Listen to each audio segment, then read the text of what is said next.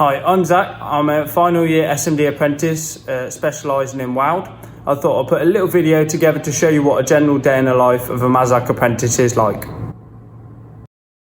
It's currently 4:30 and I've just woken up. So I'm about to get ready and then leave for work. I've been on earlies this week, which is 5:30 till 1:30. And it's Friday today, so almost the weekend. So I've just got into my car. It's now 4:45 and I'm about to drive to work. So the drive will take me roughly about 20 minutes as there's not much traffic on the road due to the time of the day. So I've just got to work and I'm about to clock in. So as you can see, I'm now in my overalls. I've been given a CV500 upper, which is all in parts on the trolley here. And I've been given the drawing behind me there. So now it's time to get on with it.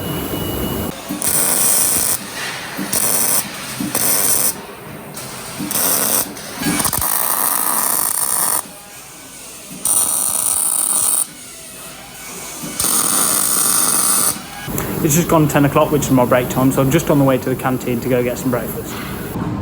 So this is my favourite time of the day. I'm about to pick up my breakfast. So I'm going to have a special, which is basically full English, and it'll cost me £2.30.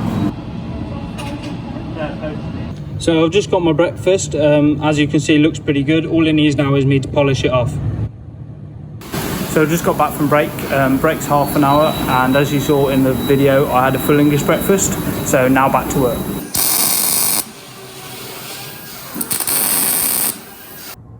Along with the practical side of the job, I also have to do theory work, so I do this through logbooks and write-ups. So basically I'm given an hour a day within which I write up what I've done and the jobs that I've built.